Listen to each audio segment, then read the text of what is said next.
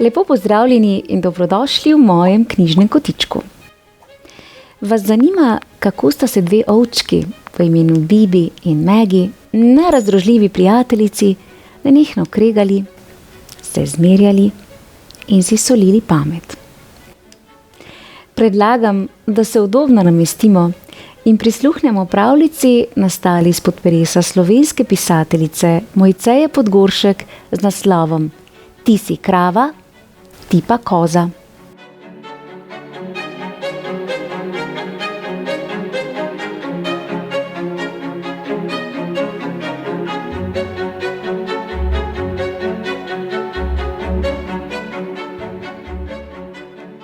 Ovčki Bibi in Maggie sta bili najboljši prijateljici. Čeprav sta si bili različni, kot sta si lahko različna le noč in dan, sta venomer tičali skupaj kot rit in srajca. Zato sta se pogosto pričkali. Očitali sta si na tisoče stvari in za povrh vsega še drugi solili pamet. Tako sta preganjali dolgčas. In tudi tokrat ni bilo nič drugače. Namesto, da bi mi stala ob strani, si me spet pustila na cedilu.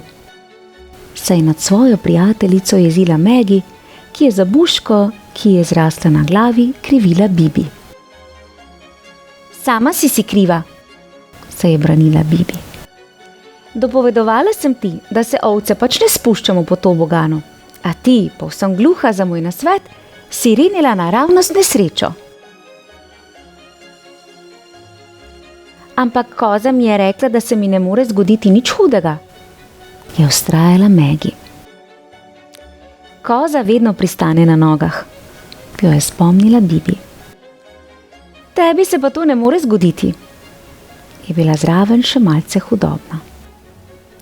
Maggie, ki je v glavi kljuvala neizprosna bolečina, je bila videti kot kup nesreče. Toda v prijateljičinih besedah je ostro napela ušesa. In ker ni bila povsem prepričana, v katerem grmu tiči zajec, je vprašala: Kako to misliš, da se meni to ne more zgoditi?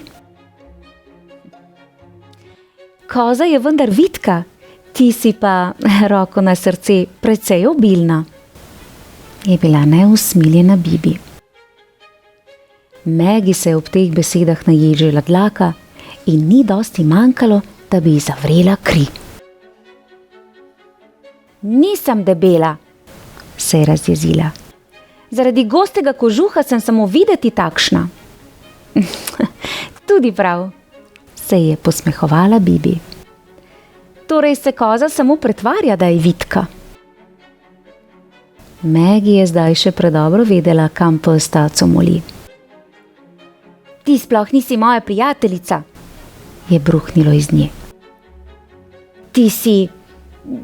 Ti si krava, trapasta in domišljava krava.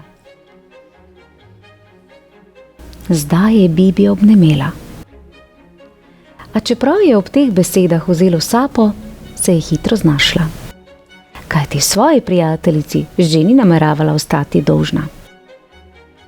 Ti pa si še bolj trapasta in še bolj domišljava koza, je vrnila milo za drago. In tako sta se Bibi in Maggie ometavali z mrljivkami. Koza, krava, koza, krava. Obrnjeni druga proti drugi sta si zmerljivke kar naravno smetali v obraz. In ko sta se od zmerjenja že pošteno utrudili, sta na dan privlekli še stare zamere. Vedno me ovijaš okrog prsta, je Maggie očitala prijateljici. Za en sladkorček ti že ne bom več postiljala postelje, ji je zabrusila. Prav, je rekla Bibi. Jaz pa te ne bom več opozarjala na neumnosti, ki jih nameravaš storiti.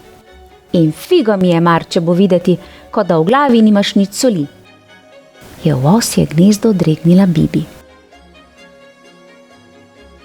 Nisem neumna, je že malce na jok sililo Maggie. Tudi ti si zadnjič z glavo rinila naravnost skozi zid. Bolj kot nas je Runo priganjal na kup, bolj si silila po svoje. Potem sem jih pošteno dobila, se spomniš? Seveda se je Bibi tega še predobro spomnila, kajti še vedno jo je bolelo od pasjega ugriza. Prijateljici je hotela učitati, da je že nič kolikokrat snedla svojo besedo, a si je zadnji hip premislila. Prerekava se za prazen nič, je rekla. Maggie je v znak strinjanja in zadrege obžalujoče smrknila, potem pa je prijateljico močno objela. In sanjuna jeza je v hipu izpuhtela. No, samo malce je še ostalo. A do jutra se bo zagotovo povsem razkadila ali pa razletela na tisoče koščkov. Tako sta Bibi in Maggie že do večera opravili s trapasto in domišljavo kravo in še bolj trapasto in še bolj domišljavo kozo. In pred spanjem sta kot običajno skupaj preštevali ovčice. 19, je štela Maggie. 1300, je štela Bibi. In sta šteli in šteli, vse dokler nista prav vseh ovčic na nebu prešteli.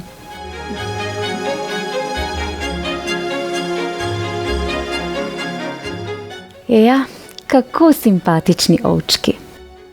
Srčno upam, da sta ovčki še vedno najboljši prijateljici, predvsem pa, da sta mnogo bolj prijazni druga do druge.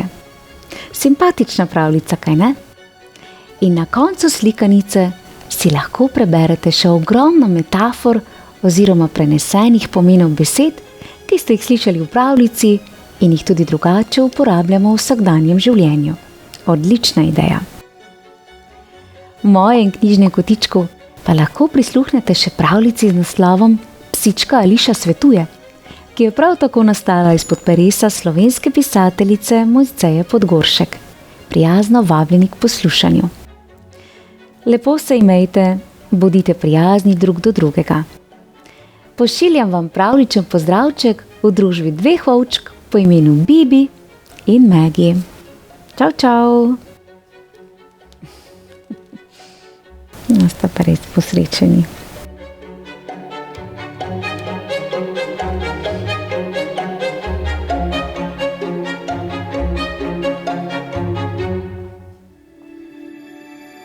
Thank you.